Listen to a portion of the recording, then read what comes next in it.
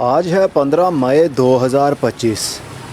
इतनी ज़्यादा गर्मी बढ़ गई है कि अब आपने कलम लगाने की, बीज लगाने की, पौधों को रीपोर्ट करने की, पौधों को खाद देने की बात सोचनी ही नहीं है।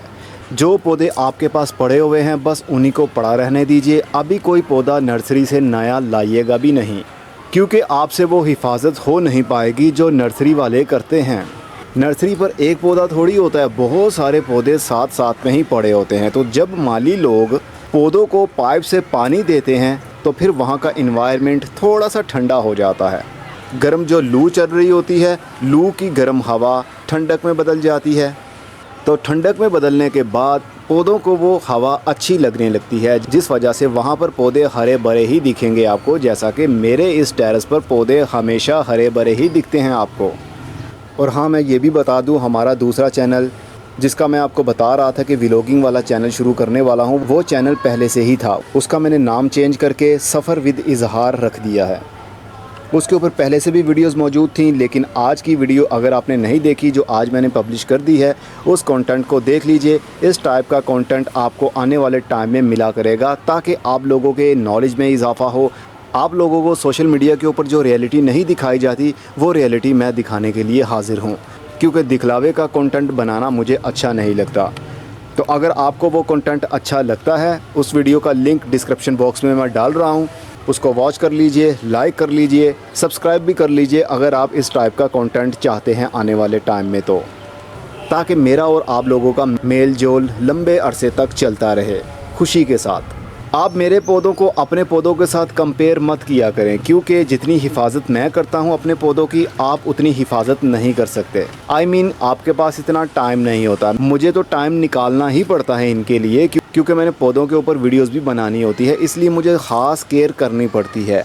दिन में 1 या 2 बार छत के ऊपर आकर देखना पड़ता है कि किस पौधे को पानी की कमी हो रही है, किस पौधे को छांव में रखना है और किसको धूप में रखना है। और आजकल कोई कलम नहीं लगेगी, कोई बीज नहीं लगेगा, कोई पौधे को रिपोर्ट नहीं करेगा। इवन कि आप ब्रांच प्रूनिंग भी नहीं कर सकते, ऊपर से पौधे की टहनियाँ भी नहीं काट सकते। अगर टहनियाँ काटेंगे तो ज़्यादा गर्मी होने की वजह से हो सकता है कि पौधे की नई ग्रोथ शुरू ना हो पाए, तो फिर आपके पौधे की जान चली जाए। ये ऐसी गर्मी है कि परिंदे भी इस धूप से पनाह मांगते हैं और शेडी एरिया तलाश करते हैं। धूप में कोई परिंदा और जानवर भी आपको नहीं दिखता इन गर्मी के महीनों में। तो ये तो फिर बेचारे पौधे हैं, और वो भी बहुत नाजुक पौधे जो हमारे घरों में होते हैं। जंगलों में जो पौधे होते हैं या पार्क में जो पौधे लगे होते हैं, वो पक्के पौधे होते हैं, हार्डी पौधे होते हैं, दरख्त बन चुके होते हैं। वो मौसम की सख्ती को बर्दाश्त कर लेते हैं, लेकिन हमारे हाउस प्लांट्स ऐसा नहीं कर पाते, इसलिए हमें शेडी एरिया में इनको रखना पड़ेगा आजकल, ख़ास तौर पर इन महीनों में, ताकि पौधों के ऊपर बुरा असर ना हो। लेकिन गर्म हवा तो हर जगह पहुँच जाती है, जैसा कि अभी आप देख सकते हैं पौधों के पत्ते बर्न हो रहे हैं। तो गर्म हवा को हम रोक नहीं सकते, पौधों के पत्तों के ऊपर जो बर्निंग आएगी वो तो आएगी ही। बस कोशिश ये करनी है कि ज़्यादा पौधों के बीच में दूसरे पौधे रखिए जिनके ऊपर ज़्यादा गर्मी का असर होता है। इस तरह जैसा कि यहाँ पर कुछ हार्डी प्लांट्स है, यहाँ पर धूप आती है, गर्म हवा भी आती है, लेकिन उसके नीचे मैंने कुछ पौधे ऐसे रखे हुए हैं जिनको ज़्यादा धूप या गर्म हवा पसंद नहीं है, वो नीचे रख दिए हैं।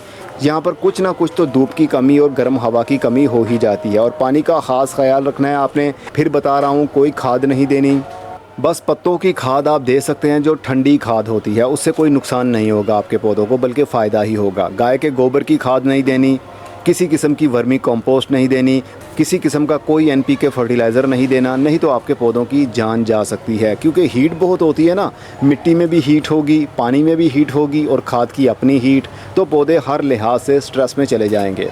क्योंकि इस साल मई के महीने में जो गर्मी पड़ रही है, पिछले साल 2024 में इतनी गर्मी नहीं थी जो 2025 के मई के महीने में मौजूद है।